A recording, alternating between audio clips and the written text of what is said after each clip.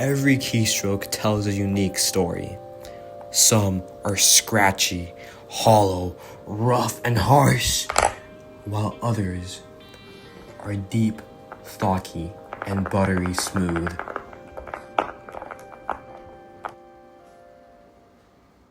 The difference? Just a brush, some lubricant, and patience.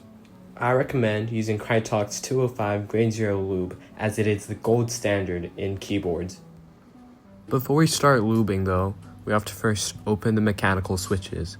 Typically, mechanical switches come in two different styles of housings, Cherry MX style or Kale box style. For box style switches like these little ball gray woods, get your nail under the wide plastic clip and lift upwards. The switch is partially disassembled when you hear a click. Now just repeat the same thing on the other side.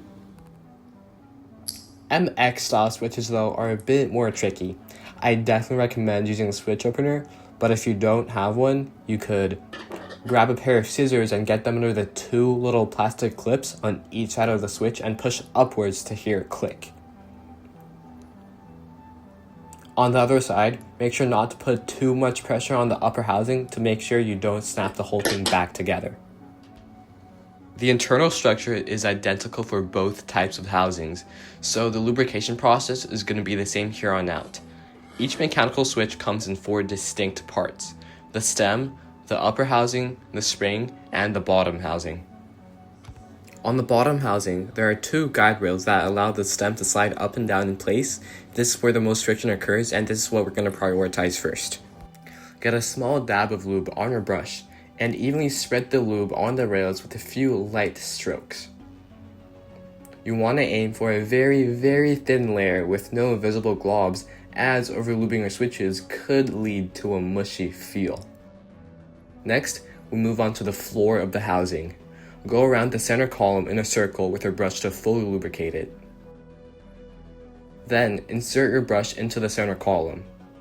The stem also slides up and down here, and this step is crucial for smoothness. Optionally, you can also lubricate the copper flaps. Only do this on linear switches and have your tactile switches, as this step could drastically reduce the tactile bump on tactile switches.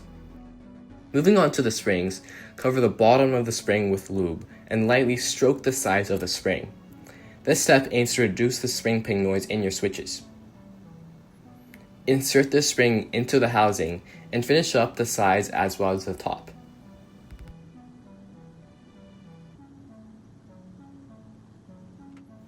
Lubricate the upper housing following the same principle as before, applying just a thin, almost invisible layer of lube.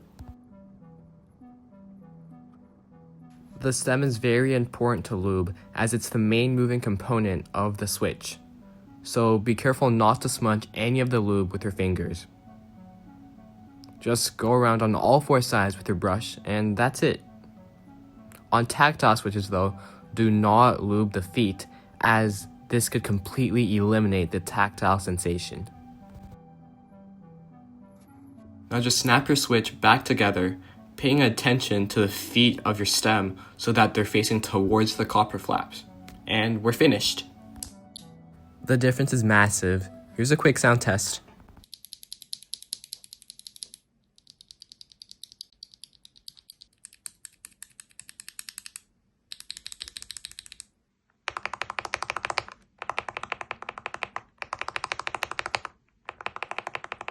Now just repeat that like 70 more times and you're gonna have a fully lubricated keyboard.